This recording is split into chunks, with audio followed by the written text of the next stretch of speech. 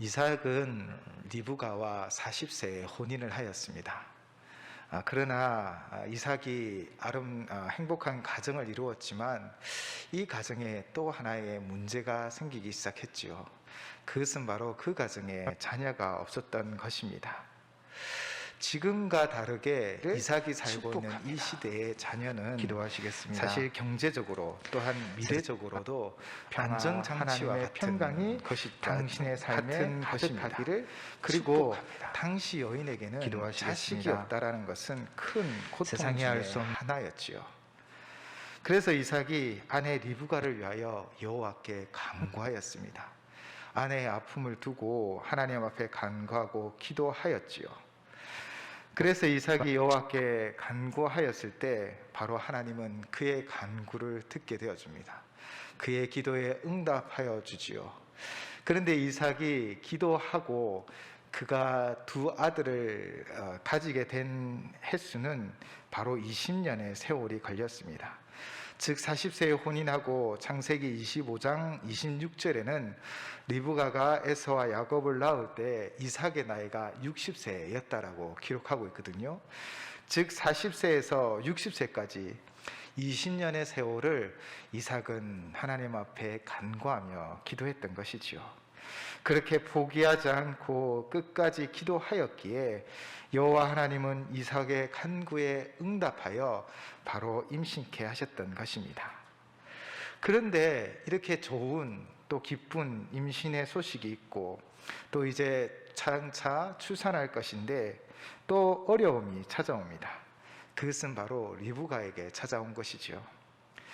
의료 장비가 발달되어지지 않은 그 시대의 상황이었기 때문에 태중에 하나인지 둘인지 알 수 없었을 것입니다. 보통 태중에는 한 생명이 있지 않습니까? 그런데 지금 리브가의 태중에는 두 생명이 있는 것입니다. 그래서 이 둘이 이 태중에 성경 말씀으로는 싸웠기에 이 태중의 움직임이 남달라 리브가는 걱정이 되었던 것이죠. 그래서 창세기 25장에 보면 그는 하나님 앞에 또 기도하기 시작합니다. 이삭도 리브가도 만나는 문제 앞에 그들은 하나님 앞에 기도하는 모습은 우리에게 귀한 교훈이 되어지는 것 같습니다. 그렇게 리브가가 자기 태중에 이 남다른 움직임에 대하여 하나님 앞에 기도하였을 때 하나님이 그들에게 무엇을 말씀하여 주십니까? 바로 두 아이의 운명에 관하여 예언해 주십니다. 그 말씀이 창세기 25장 23절에 기록되어져 있습니다. 창세기 25장 23절을 제가 읽어드리겠습니다. 여호와께서 그에게 이르시되 두 국민이 내 태중에 있구나. 두 민족이 내 복중에서부터 나누리라. 이 족속이 저 족속보다 강하겠고 큰 자가 어린 자를 섬기리라 하셨더라. 아멘. 큰 자가 누구를 섬기겠다고요? 바로 작은 자를 섬기는 것이지요. 그러니까 형이 동생을 섬기게 될 것이라 예언하셨습니다. 먼저 나온 에서가 결국 동생 야곱을 섬길 것이라는 하나님의 분명한 예언이지요. 리브가는 이 응답을 항상 마음에 품고 살았을 것입니다. 아마도 이삭도 이 예언에 대해서는 분명히 알고 있었겠지요. 이렇게 이삭의 가정에는 두 자녀, 두 아들이 태어났습니다. 이제 시간이 흘러 오늘 본문의 내용처럼 이삭이 자신의 늙음 또 자신의 죽음이 언제인지 알지 못하기에 맏아들에게 축복을 하려고 하지요. 이는 단순히 아버지가 아들에게 축복하려는 정도가 아니라 바로 아브라함의 자손에게 계승되는 이 축복을 누구에게요? 맏아들 에서에게 축복하려고 하는 것입니다. 여기에는 맏아들이기에 주려는 마음도 있었지만 그러나 우리가 성경 이전의 내용들을 조금 알고 계신다면 이삭은 에서를 더 편애하고 좋아했었지요. 사실 오늘 본문을 조금 더 이해하기 위해서는 제가 앞에서도 계속 말씀드리고 있지만 창세기 25장 27절에서 34절의 내용을 조금 더 설명을 드려야 됩니다.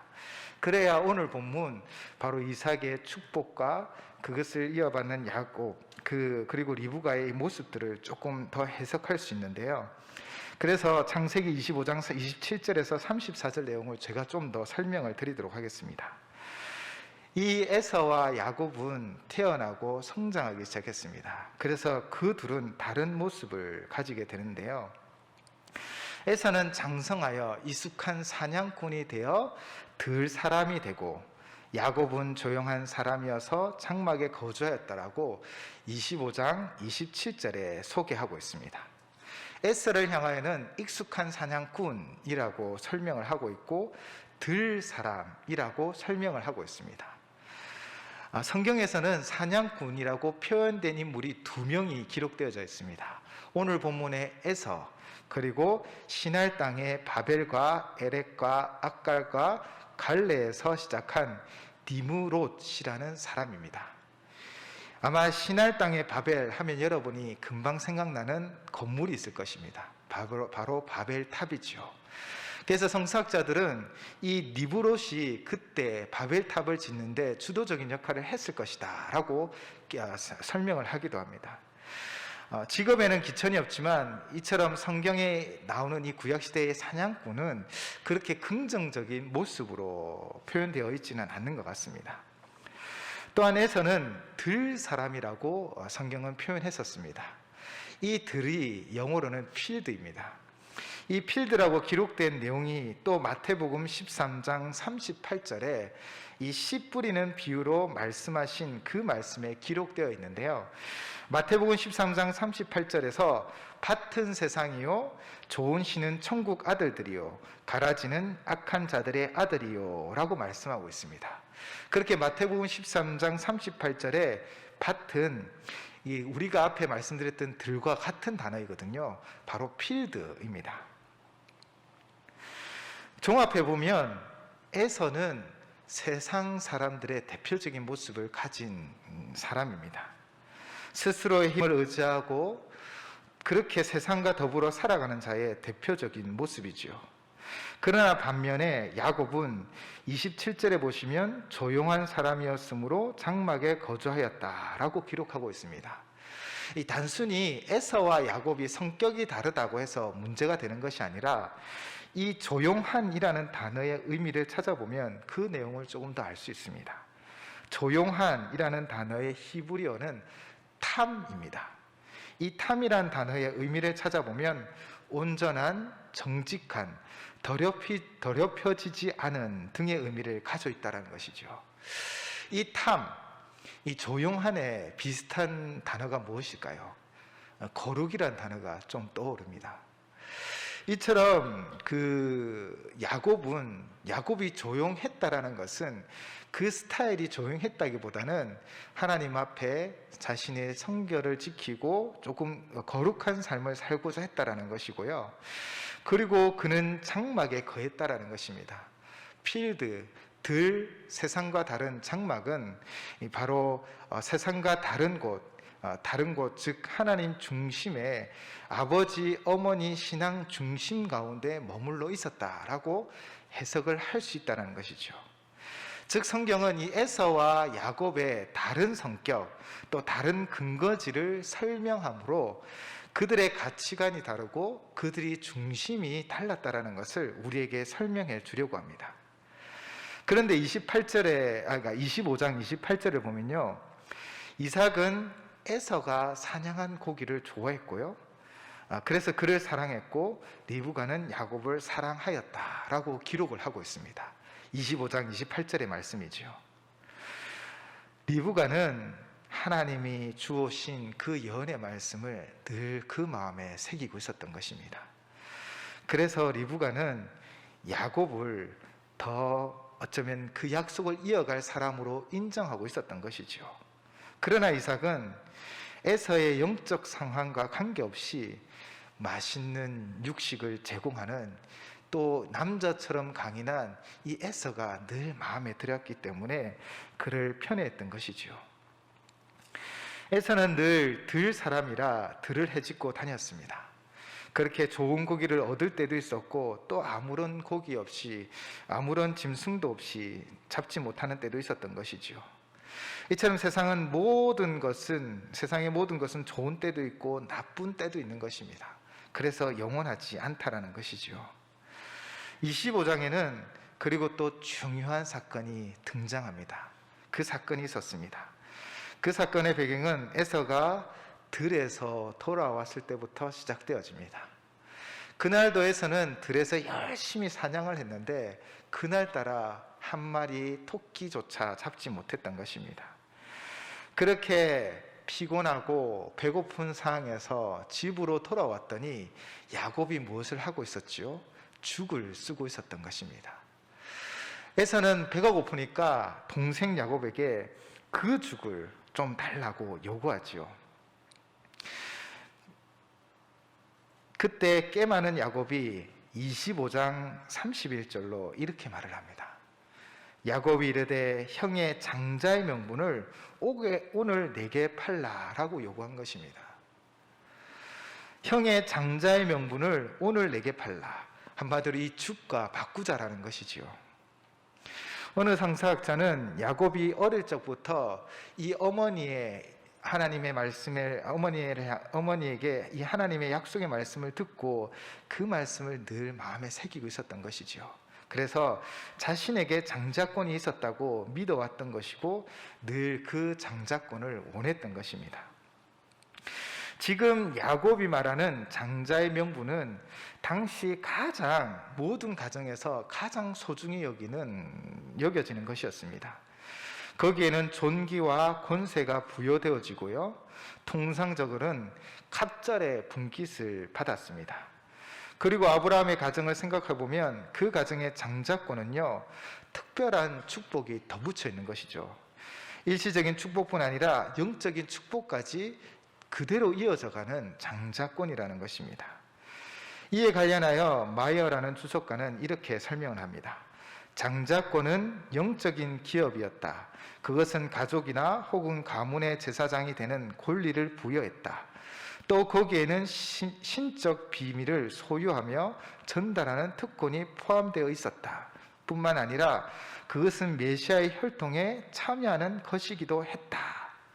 바로 마이어의 장자권에 대한 설명입니다. 이 장자권이 이렇게 중요한 것이고 의미 있는 것이고 소중한 것입니다. 그런데 에서의 반응은 무엇이었을까요? 25장 32절에 에서가 이렇게 말합니다. 에서가 이르되 내가 죽게 되었으니 이 장자의 명분이 말하는 장자의 명분은 당시 모든 가정에서 가장 내게 소중히 무엇이 여겨지는 지금 것이었습니다. 배가 고픈데 거기에는 사실 존귀와 이 권세가 배고픔이 부여되어지고요, 통상적으로 생명이 걸린 상황이 아니지 않습니까? 그럼에도 이 장자권을 에서는 너무 쉽게 생각했다는 것이죠. 이런 에서를 바라보며 히브리서 12장 16절은 이렇게 말씀하고 있습니다. 음행하는 자와 혹 한 그릇 음식을 위하여 장자의 명분을 판 에서와 같이 망령된 자가 없도록 살피라. 히브리서는 지금 에서를 망령된 자라고 해석하고 있는 것입니다. 망령된 자는 하나님께 무례한 자요, 하나님을 경히 여기는 것입니다. 불경건한 자인 것이죠. 그래서 에서의 이 속마음을 설명하는 글이 있었습니다. 그 글을 제가 읽어드리겠습니다. 에서가 실제로 의미한 것은 당장 죽을 먹지 못하여 굶주림으로 죽을 것이라는 것이 아니었다. 왜냐하면 그는 아버지 집에 있는 모든 양식을 자기 마음대로 먹을 수 있었기 때문이다. 도리어 그가 실제로 의미하는 것은 배고파 죽을 지경인데 하나님께서 아브라함과 그의 자손에게 주신 약속이 도대체 무슨 가치가 있느냐라는 것이다. 에서의 진심은 나는 약속 따위는 먹고 살 수 없다. 오직 오늘 지금 먹을 것과 마실 것을 달라라는 것이다.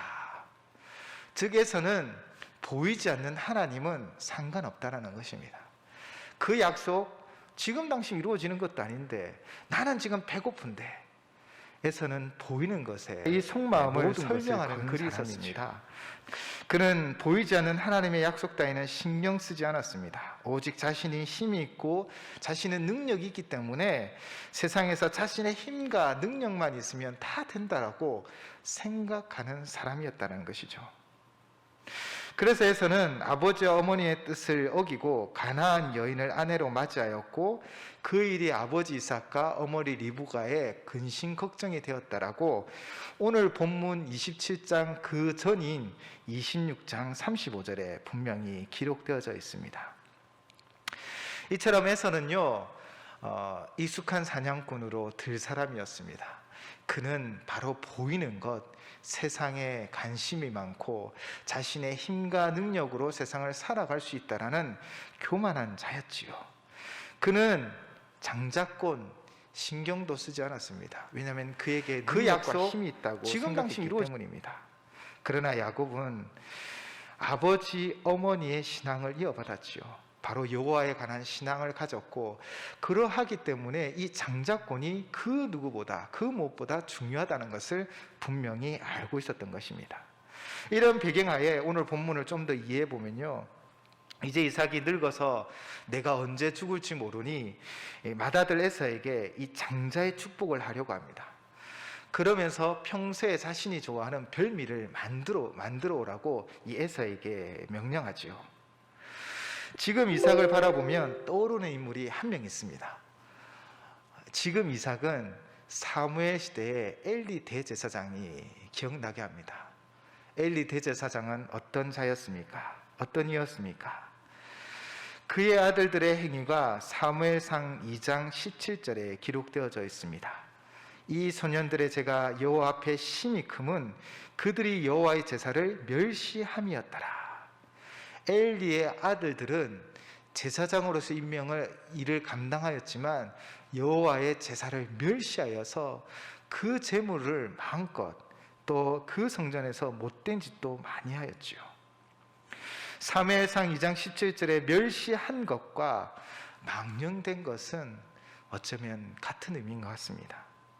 엘리가 그 아들의 제도에 대하여 엄격하게 가르쳐 바른 길로 인도하지 못했던 것처럼 지금 이삭도 아들에게 장자의 축복을 하기보다는 먼저 그의 신앙을 점검하고 여호와의 앞에 그의 믿음을 회복하고 그래서 장자의 권을 이어받도록 가르쳐야 했던 것이죠.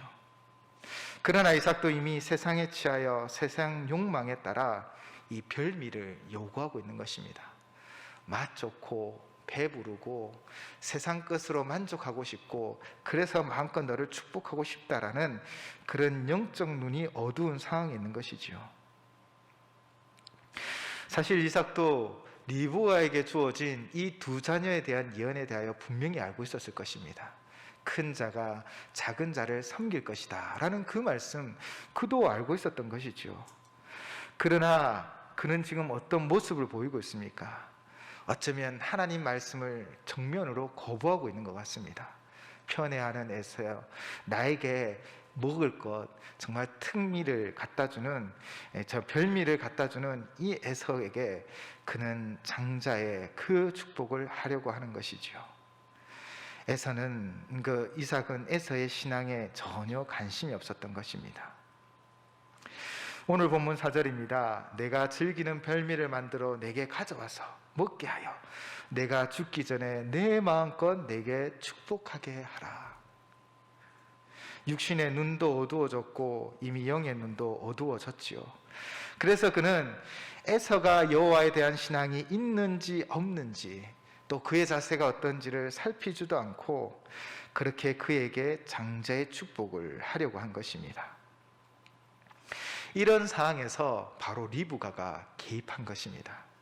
리브가는 하나님께서 이미 야곱을 택하여 이 가문의 장자로 세웠음을 믿고 이 여호와의 신앙, 이 믿음이 바로 이 야곱을 통하여 이어져 갈 것을 알고 있었지요. 그래서 오늘 본문처럼 리브가는 야곱을 불러 모의합니다.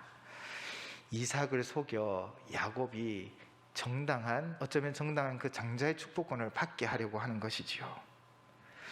사실 오늘 본문을 해석함에 있어서 제 개인적으로도 좀 마음이 어렵고 좀 어려웠습니다.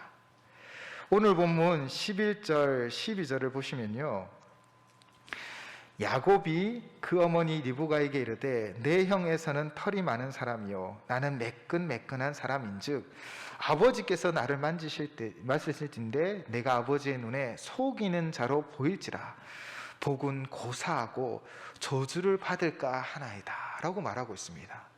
야곱은 아버지를 속이는 것이 옳지 않다라고 말하고 있는 것이죠.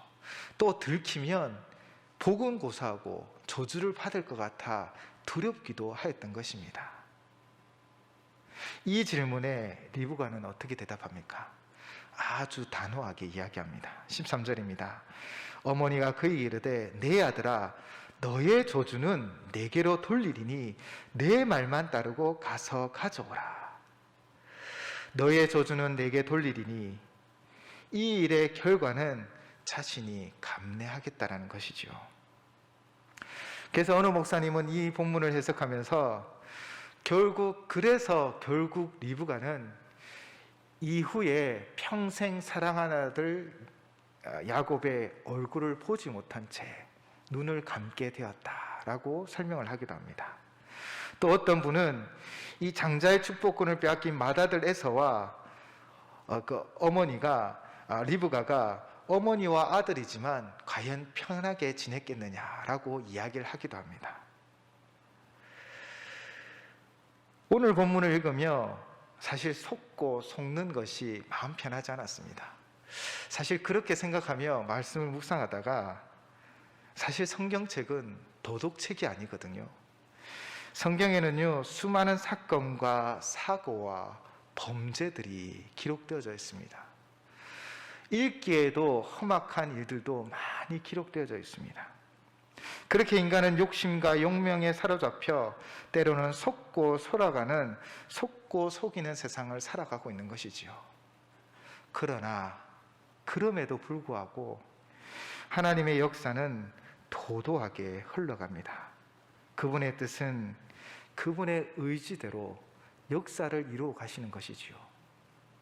우리의 연약함이 있고 우리의 부족함이 있어도 우리의 성급함이 있을지라도 하나님은 하나님의 역사를 분명하게 이루어 가시는 분이십니다. 그렇게 별미를 만들었다라는 것이 오늘 본문의 끝을 맺고 있습니다. 이삭이 영적 눈이 어둡고 자식에 대한 편애 때문에 그의 신앙은 바로잡지 못하고 도리어 엉뚱한 장자의 축복권을 내리려고 하였죠. 결국 에서는 보이는 것에 소망을 두고 하나님을 향하여 망령된 자가 되어 하나님의 말씀대로 동생을 섬겨야만 했었습니다. 그러나 야곱은 하나님의 약속을 소망하며 보이지 않는 여호와 하나님을 바라보았기에 결국 약속의 자녀가 되었습니다. 그리고 아브라함이 주신 축복을 이어가지요. 그러나 우리가 야곱의 일생을 보며 평안하다라고 말하지 못합니다. 야곱은 바알 앞에서, 바로 이집트의 애굽의 왕이들 바알 앞에서 자기의 일평생이 순탄하지 않았다라고 직접 고백하지요. 아마 모든 것은 그가 뿌린 씨앗의 열매이겠죠. 그렇게 성경에는 인간들의 허물, 실수, 또 범죄도 다 기록되어져 있습니다. 그러나 그럼에도 불구하고 하나님의 역사를 이루어 가시는 것이죠. 우리의 삶이 부족한 것이 있고 연약한 것이 있습니다. 우리 또한 실수도 합니다. 우리 또한 사실 죄도 범하기도 합니다. 그럼에도 불구하고 우리가 여호와 하나님만을 의지하고 그분을 바라보는 삶을 산다면 보이는 세상이 아니라 나의 연약함이 있고 나의 부족함이 있고 나의 실수가 있고 죄가 있지만, 그러나 하나님을 의지하고 하나님 앞에 나아가 회개하며 오직 여호와 하나님만이 나의 힘이십니다 라고 고백하며 나아가면 하나님은 그 길을 인도하여 주실 것입니다. 그렇게 하나님의 역사를 도도하게 이루어 가실 것입니다. 사랑하는 성도 여러분, 보이는 세상을 바라보는, 그리고 세상의 것이 다인 줄 알고 내 힘, 내 능력으로 될 수 있다라는 그 에서의 모습이 아니라 보이지 않으시지만 우리의 진정한 도움이 되어주시는 하나님만을 꼭 붙잡고 살아가시기 바랍니다. 그 길을 하나님이 인도하여 주실 것입니다. 우리 함께 드리고 싶은 찬양이 있습니다. 주가 보이신 생명의 길입니다. 사실 이 가사를 읽으면 욥기가 생각나고 욥기의 가사를 가지고 만들었죠. 그런데 야곱의 일생 정말 순탄치 않았습니다. 아빠를 속였기에 라반 삼촌에게 속임을 당하고요. 또 그의 일생이 순탄치 않았던 거 다 알잖아요. 엄마의 사랑을 받았지만 도망치는 신세에 노숙하고 그렇게 두려워 떨기도 하였죠. 그러나 그 가운데 하나님이 나타나시기도 하셨습니다. 주가 보이신 생명의 길, 나 주님과 함께 상한 마음 들이며 주 앞에 나아갑니다. 나의 의로움이 되신 주, 그 이름 예수, 나의 길인 되신 예수, 나의 길 오직 그가 하시나니 내가 힘들고 어려울지라도 나를 단련하신 후에 내가 천금같이 나오게 될 것입니다. 우리 야곱과 같은 믿음으로 보이는 세상을 바라보는 것이 아니라 오직 여호와 하나님만을 의지합시다. 내가 연약하고 내가 부족할지라도 하나님은 우리를 통해 하나님의 역사를 도도하게 이루어 가실 것입니다. 사랑의 하나님, 속고 속이는 이 인생사 가운데 우리도 때로는 범죄하고 실수를 하고 연약함을 고백합니다. 그래서 우리가 어려움을 당하고 힘들도 당하지만 그러나 여호와를 신뢰하고 주를 믿는 믿음을 가지고 나아가는 자의 그 길을 오늘도 인도하여 주실 것을 믿습니다. 그래서 오직 보이는 세상이 아니라 여호와 하나님만을 의지하며 나아가오니 주께서 약속하신 것들을 우리의 삶 가운데 이루어 주시옵소서. 나의 연약함이 있고 나의 부족함이 있지만 그러나 하나님의 약속의 말씀, 그 말씀이 이끄는 삶이 되어져 그 말씀이 나의 삶 가운데 이르게 하여 주시옵소서. 오래 전부터 우리를 향한 하나님의 약속이 있는 줄을 믿습니다. 그 약속을, 그 신실한 약속을 오늘도 믿으며 주님을 찬양하고 주님께 영광을 돌려드리며 기쁨으로 나아가는 우리의 삶이 되게 하여 주시옵소서. 예수님 이름으로 기도